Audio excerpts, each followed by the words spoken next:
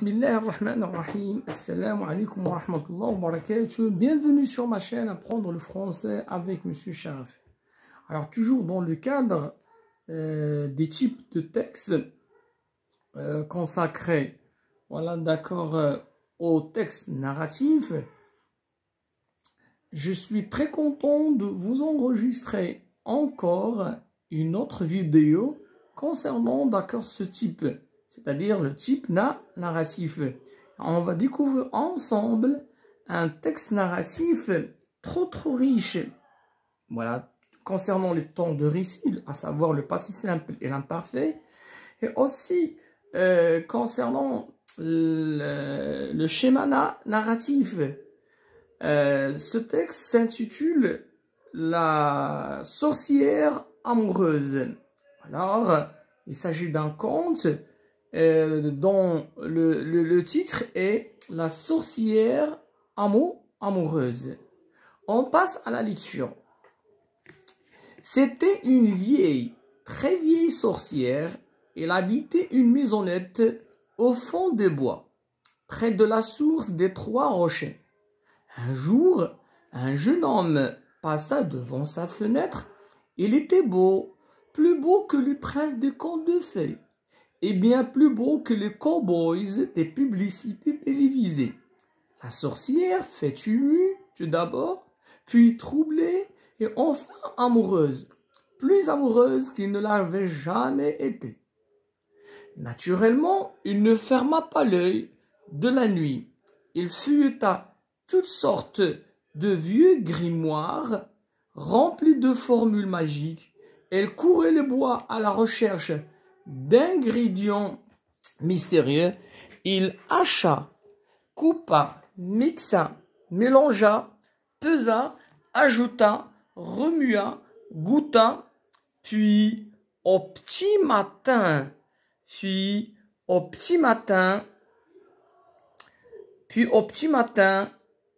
il mit en bouteille un plein chaudron d'élixir pour rajeunir.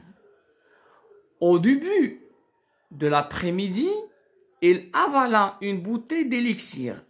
Comme c'était très amer, il procédait ainsi: un verre d'élixir, un carré de chocolat, un verre d'élixir, un bonbon à la fraise, et ainsi de suite.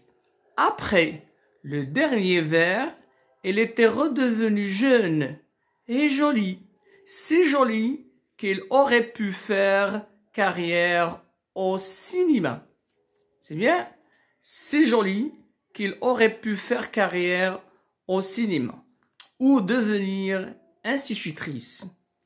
Avec 2 toiles d'araignée, un peu de poudre de crapaud et une formule magique, découpée dans un journal de mode des sorcières, il se confectionna une merveilleuse robe décolletée, garnie de dentelles. Dans son jardin, elle cueillit une rose blanche, la trempa dans un filtre d'amour, et l'épingla à son corsage. Ensuite, il s'assit sur un banc devant la porte et attendit. Il n'attendit pas longtemps. Sur le chemin apparut le beau jeune homme, vêtu d'un riche costume brodé d'or, une fleur blanche à la boutonnière. Le jeune homme salua la sorcière.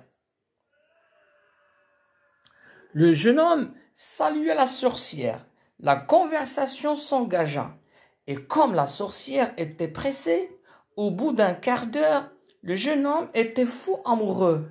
5 minutes après, ils échangeaient leur premier baiser.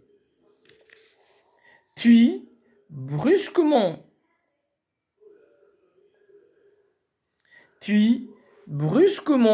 la sorcière se leva et dit très vite: À demain, mon bel amour. Et s'enferma à double tour. À demain, mon bel amour. Et elle s'enferma à double tour dans sa maison. Il était temps, quelques secondes plus tard, la belle jeune fille était redevenue une vieille, très vieille sorcière. L'élixir avait cessé d'agir. Et ce fut ainsi, tous les jours, une bouteille d'élixir pour rajeunir, des mots d'amour murmurés, quelques baisers échangés, puis très vite, des adieux pressés. Le beau jeune homme ne se plaignait jamais. Il disait souriant, « Adieu ma belle », et il partait sans même se retourner. Après quelques semaines, par un bel après-midi d'été, la sorcière déclara à son jeune homme qu'il voulait l'épouser. Le jeune homme baissa les yeux en rougissant, et ils fixèrent le mariage au lendemain matin. Le lendemain, donc, la vieille sorcière avala 3 grandes bouteilles d'élixir pour rajeunir. Ça lui donna d'atroces douleurs d'estomac.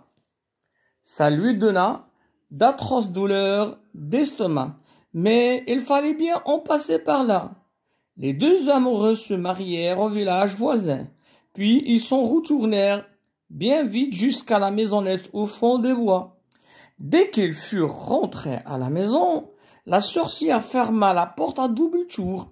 Dans la cuisine, il prépara une tisane pour son jeune époux.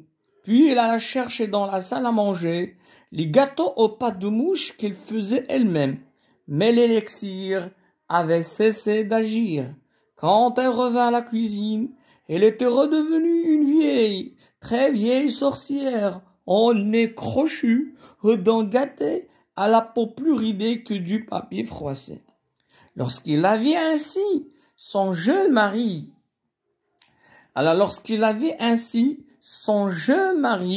la fixa un long moment, sans rien dire, puis soudain, elle éclata de rire. Vieille sorcière, ton élixir pour rajeunir ne veut pas grand-chose, mais rassure-toi, le mien n'est pas meilleur. Et secoué d'un grand fou rire, le beau jeune homme se transforma en un vieux, très vieux sorcier, au nez crochu, aux dents gâtées et à la peau plus ridée que du papier froissé. Ça veut dire, lui aussi, voilà, c'était un vieux transformé tout simplement. La leçon à retenir, c'est que les apparences sont trompeuses. On doit se comporter avec les gens comme on est, d'accord, et les autres doivent les accepter. Et ce qui compte, c'est pas la forme, c'est le fond qui compte le plus. On va passer aux explications et à la compréhension de ce très très beau texte. Alors tout d'abord, c'est un texte narratif. Pourquoi c'est un texte narratif? Parce qu'il raconte une histoire, il y a un récit, et le texte est dominé par le passé simple et l'imparfait. Ce sont les tons par excellence du récit. Aussi, on a une situation initiale et on a aussi, d'accord, un élément perturbateur, des péripéties, résolution et une situation finale. Donc, on va passer maintenant à l'explication des mots qui sont difficiles, quelques règles de grammaire ou des figures de style, etc. C'est bien? C'était une vieille, très vieille sorcière. Elle habitait une maisonnette. Voilà, ça c'est le cadre de l'histoire. C'est la situation initiale, tout simplement. Elle habitait une maisonnette au fond des bois. Bois, ça veut dire la forêt, près de la source des 3 rochers. Un jour, c'est l'élément perturbateur, c'est l'élément modificateur. Un jour, un jeune homme passa devant sa fenêtre. Il était beau, plus beau que les princes des contes de fées, et bien plus beau que les cowboys des publicités télévisées. C'est-à-dire, c'était quelqu'un de charmant, de très fascinant, de séduisant, de si beau. La sorcière fait émue. Voilà, d'accord, la sorcière fut émue. Voilà, émue, c'est un participe passé assimilé à un adjectif qualificatif. La sorcière fait émue, tout d'abord, puis troublée, et enfin amoureuse. Une gradation. Émue, troublée, et enfin amoureuse. Plus amoureuse qu'il ne l'avait jamais été. Naturellement, il ne ferma pas l'œil de la nuit. Il fuyeta, il chercha toutes sortes de vieux grimoires remplis. Voilà, le grimoire, c'est un livre de recettes. Un livre de recettes rempli de formules magiques. Elle courait les bois à la recherche d'ingrédients mystérieux. Elle hacha des actions bien successives. Il hacha, coupa, mixa, mélangea, pesa, ajouta, remua et enfin goûta. Puis, au petit matin, alors regardez, pour faire avancer le récit, on utilise le passé simple. Puis, au petit matin, c'est-à-dire à l'aube, il mit en bouteille un plein chaudron. Chaudron, ça veut dire récipient d'élixir pour rajeunir. Au début de l'après-midi, il avala une bouteille d'élixir, une boisson. Comme c'était très amer, c'est-à-dire elle a un goût, d'accord, amer, il procédait ainsi. Un verre d'élixir, un carré de chocolat, un verre d'élixir, un bonbon à la fraise pour alléger et minimiser le goût amer, d'accord, de cet élixir. Et ainsi de suite. Après le dernier verre, elle était redevenue jeune et jolie. C'est joli qu'il aurait pu faire carrière au cinéma. Alors ici, que, ça exprime la conséquence. C'est joli qu'il aurait pu faire carrière au cinéma, redevenir institutrice. Avec 2 toiles d'araignée, un peu de poudre de crapaud et une formule magique découpée dans un journal de mode des sorcières, elle devenait et se confectionna, il se fabriqua une merveilleuse robe décolletée décorée de dentelles. Dans son jardin, elle cueillit une rose blanche, la trempa, c'est bien, la trempa dans un filtre, c'est-à-dire breuvage d'amour, et l'épingla et l'attacha et l'accrocha à sa poitrine, à son corsage. Ensuite, il s'assit sur un banc devant la porte et attendait. Il n'attendait pas longtemps.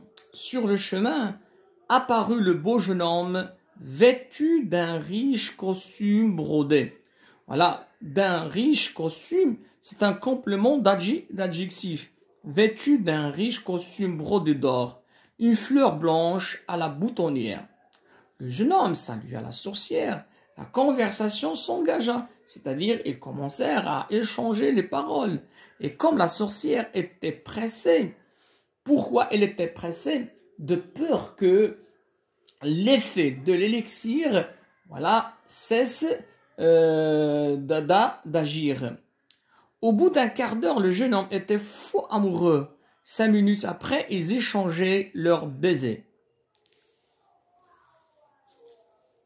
Suite. Puis brusquement la sorcière se leva et dit très vite: à demain mon bel amour, et s'enferma à double tour dans sa maison. Il était temps, quelques secondes plus tard, la belle jeune fille était redevenue une vieille, très vieille sorcière. L'élixir avait cessé d'agir. Et ce fut ainsi tous les jours. Une bouteille d'élixir pour rajeunir, pour devenir jeune, des mots d'amour murmurés, quelques baisers échangés, puis vite, très vite, des adieux pressés, c'est-à-dire au revoir. Le beau jeune homme ne se plaignait jamais. Il disait souriant, voilà, d'accord, l'imparfait d'habitude, il disait souriant: adieu ma belle, et il partait sans même se retourner. Alors cette phrase, c'est une phrase clé, c'est une phrase mystérieuse. Après quelques semaines, par un bel après-midi d'été, la sorcière déclara à son jeune homme qu'elle voulait l'épouser. Le jeune homme baissa les yeux en rougissant et ils fixèrent le mariage au lendemain matin. Le lendemain, donc la vieille sorcière avala 3 grandes bouteilles d'élixir pour rajeunir.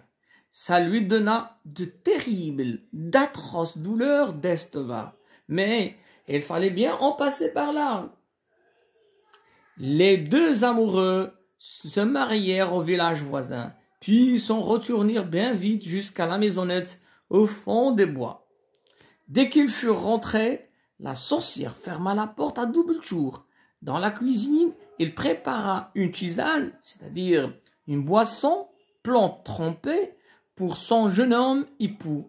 Puis elle alla chercher dans la salle à manger les gâteaux aux pâtes de mouche qu'il faisait elle-même. Mais l'élixir avait cessé d'agir. Il n'a plus d'effet. Quand elle revint à la cuisine, elle était redevenue une vieille, très vieille sorcière au nez crochu, aux dents gâtées, à la peau plus ridée que du papier froissé. Lorsqu'il la vit ainsi, son jeune mari la fixa un long moment sans rien dire. Puis soudain, elle éclata de rire. « Vieille sorcière, ton élixir pour rajeunir ne veut pas grand-chose. Mais rassure-toi, le mien n'est pas meilleur. » C'est-à-dire lui aussi, c'est un vieux transformé. « Vieille sorcière, ton élixir pour rajeunir ne vaut pas grand-chose. Mais rassure-toi, le mien n'est pas meilleur. » Et secoué d'un grand fou rire, le beau jeune homme se transforma en un vieux, très vieux sorcier, en écroché aux dents gâtées et à la peau plus ridée que du papier froissé. C'est bien. Alors, on passe donc aux questions.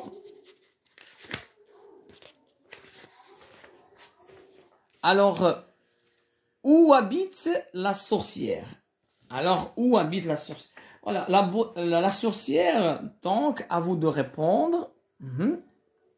La sorcière habite, voilà, dans une forêt, au fond des bois. La sorcière habite au fond des bois. Qui passe devant sa fenêtre?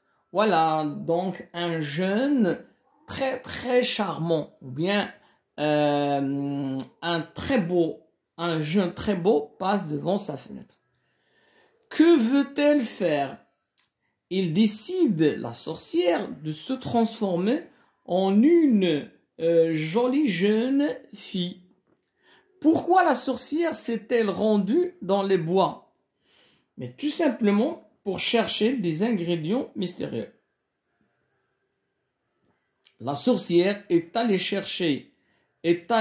et s'est rendue dans les bois pour chercher des ingrédients mystérieux. Explique comment elle procède pour avaler la préparation. Voilà, d'accord, et pourquoi. Alors, elle procède ainsi. Un verre d'élixir, un carré de chocolat. Un verre d'élixir, un bonbon à la fraise. Mais tout simplement, pourquoi? Parce que l'élixir était amer. Complète par les mots du texte. Il fuyait de vieux livres remplis de potions magiques. Il fuyait de vieux livres remplis de potions magiques. Alors, livres remplis de potions magiques, ce sont les grimoires, tout simplement. Il fuyait de vieux grimoires. Au début, il avale une boisson magique. Une boisson magique. Au début, il avale, voilà, un élixir. Un élixir. Il fabriqua une merveilleuse robe. Il confectionna une merveilleuse robe. Réponds par oui ou non. La potion magique transforme la sorcière en une vieille dame. C'est faux. Non. Sa robe est cousue, c'est-à-dire ça vient du verbe coudre, à partir d'un très beau tissu. Non. C'est à partir des toiles d'araignée. À chaque rendez-vous, la sorcière est obligée de partir rapidement. Oui. Ils se marièrent et restèrent toujours jeunes. Non. À la fin de l'histoire, quelle surprise attend la sorcière?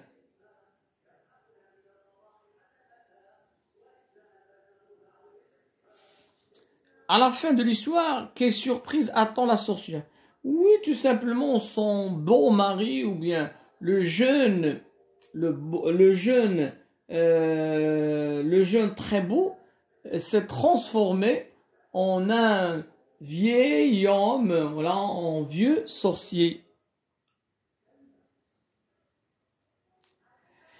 Décrit le nouvel aspect physique du mari. Ouais, donc il s'est transformé en un homme très vieux, au nez crochu, aux dents gâtées et à la peau plus ridée que du papier froissé.